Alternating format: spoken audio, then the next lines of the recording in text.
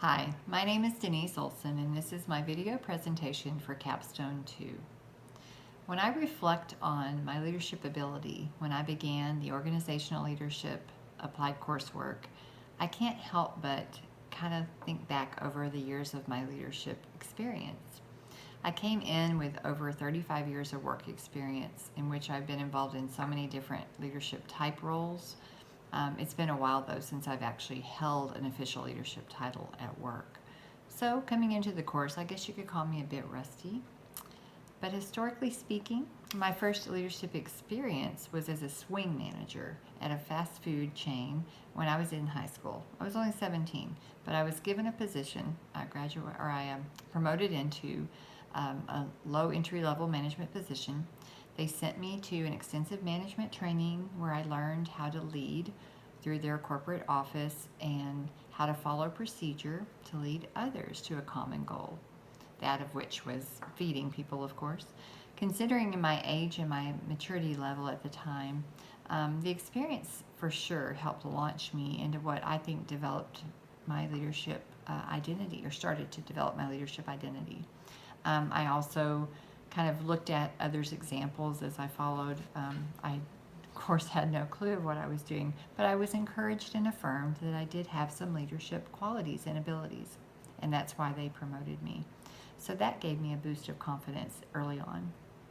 Of course, between now and then, I've worked in several different areas, one of which was a major telecommunication and data services corporation. I worked my way up from clerical to the administrative levels until a corporate merger kind of forced me to leave that position. In that one, I did meet a supervisor who branched out and started a telecommunication company of his own. So I was involved in that startup, as well as another one through my husband and I getting involved in a private school where we started as a board member and founding family. So lots of leadership involved there as we basically went from start to completion of that. That was a small private school. But I believe my biggest realization in my ability at being a leader for me was seen through parenting. As we've raised our two children who are now adults, I think you naturally see how children follow. Whether you want to lead or not, they're going to follow you. So as a parent, you're in a leadership position. Our goal as a parent, I think, is to help develop better people so that in turn those people would make a better world. I believe this simple philosophy transfers into being what we are hoping to achieve here through applying organizational leadership to the corporate world. What I knew going into this course was that leadership can be highly rewarding. I also know it's extremely challenging at times, and like a good marriage, it takes a lot of work. I consider myself a pretty good leader with some knowledge and room to grow. But prior to the classes, I had read lots of books on leadership. I read things like Good to Great and Leaders Eat Last and things of that nature. Specifically, that of a servant and transformational styles of leadership is what interested me the most.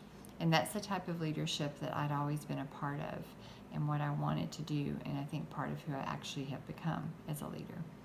For as long as I can remember, both servant and transformational leadership have been modeled for me to a point where they both seem second nature to me. I knew this was tried and true, and it was a method that worked. I knew it was the one I preferred as far as the style of leadership, and it was kind of my preferred way of following others too. The type of leaders that I was under wasn't a bad thing. I had good experience there. I never really had a authoritative or dictatorship type of leaders. Occasionally we would have someone that would try to lord it over others, but for the most part, everyone worked together for the good of everyone else, which really has been a great experience for me. I have had friends who have worked in experiences with leaders who are in that boat, and wasn't a pleasant situation. What I've learned as I was completing each class was that most of the theories and methods of leadership have been confirmed in the way I've been previously trained, and also through various work and life experiences of mine. As I reflect back on the various courses and their content, I'm so very grateful for this opportunity to learn more about the various areas of organizational leadership. For example, in the course on issues in organizational leadership, this course was heavy in what I would call the meat of our content. It was helpful to learn the history behind many of the various methods, styles, and theories of leadership and how power can be used to influence others to follow. I believe the communication section was especially helpful in advancing my ability to connect better with those that I am hoping and attempting to influence and lead. I struggle sometimes with listening really well, so it's been very helpful to see the active listening skills, and that section was very relevant to what is going to help me, I hope, in this area. Some of my key takeaways, though, from this course was things like behaving ethically, learning to think strategically, and of course, communicating effectively. I am excited to put into practice some of the skills specifically mentioned through the book we read, Leadership Challenge by Koussis and Posner. The book had 5 practices and 10 commitments of exemplary leadership. The first was modeling the way. This is where you want to clarify and affirm shared values by finding your voice. I think that's really relevant because a lot of people, they might have great ideas, but finding your voice to get that across can sometimes be a challenge. And then set that example by aligning, your shared values with those of others. The second thing they mention is inspiring a shared vision. To cast that vision, you have to do it through like awe and excitement and make it a contagious thing. I find that part fun in doing so. You want to, anyway. Third, you want to challenge the process. Seek out innovative and new ways to improve. Take risks and learn from experiences taken. That can be scary at times, but it's so rewarding when you get past that point of fear and you really step out and do new things and take risks. The fourth thing that they mention in their book is enabling others to act, fostering collaboration and building trust, and facilitating relationships. And finally, my favorite, which goes hand in hand with this, is encouraging the heart. You want to show gratitude and appreciation for each person's unique quality and recognize the value really sincerely in their individualism. And it's important, I think, in gaining momentum in leadership. So I really did enjoy organizational issues in organizational leadership. That was a really good course. And another favorite was data-driven decision making. This was a 2-part course. And in this one, there was some interesting information that for me was fresh and new, things that I hadn't actually heard of or thought about even before, so it kept my interest and stimulated my thinking. Distinguishing differences in data compilation, such as quantitative versus qualitative, and the possibilities that algorithms pose made me think outside my normal way of thinking. From big data to the Google Ngram viewer, I kept feeling like I was in a sci-fi movie where futuristic possibilities were around every corner. I especially loved that with the technology that we have advanced to today, organizations have a much bigger advantage in taking data and compiling it to, either advance their causes or, just using it for just about anything to service the community that they're striving to serve. It's so much more advanced than even just 10 years ago. It's really taking off. This information, I believe, holds a key to leading us into new, innovative ways of handling issues now and in the future. And the most interesting part of all of this was, to me, the fact that very few organizations are actually tapping into this potential right now, where data analysis and the results can provide such, an advantage that so few are taking. So that kind of boggled my mind. So I hope to be a steerhead and leading a voice for that and getting more of that happening in the future in anything I'm involved in. Behavior, ethics, and leadership was another class that we tackled, and the philosophies on ethics in this course were interesting, but more so was the depth in the consideration of hows and whys behind some of the questionable actions in leadership. This course took a deep dive into inner reflection, touching on moral conflict, communicating effectively again, which is always key to leadership, and ethical challenges of leadership and managing those ethical hotspots that can happen in just about any office environment. The assignments we had on the case of the Ford Pinto and that the Nissan corporate turnaround, those brought to life much of what we had been studying in theory. It was really nice to see a real-time dilemma with real issues and outcomes, which provided better proof versus the hypothetical theories and situations that we were being taught in some of the other content courses. I found that many practical tools that are applicable to everyday working environments were covered in this two-part course, so that was very helpful. The next course we tackled was leadership theory. Again, two-part course. The topics of manager and leader roles were more defined, which gave me kind of a better understanding of the difference between the two. I kind of felt like I didn't really separate them, to be honest with you. I realized that most of my career has been managing more than leading.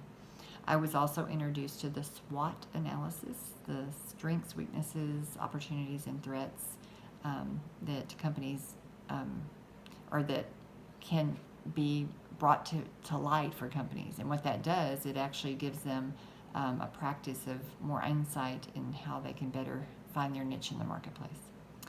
Finally, the different theories on motivation.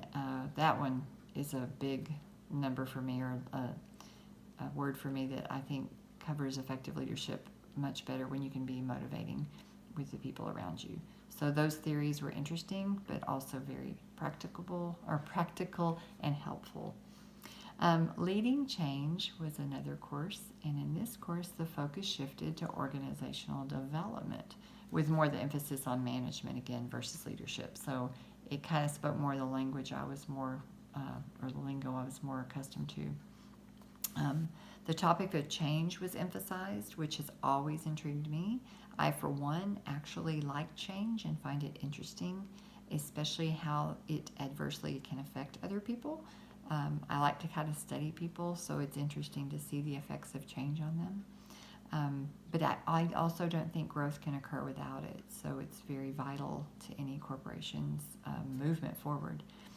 There again, many practical tools presented in the content to better equip me for different scenarios that I might face in future business dealings.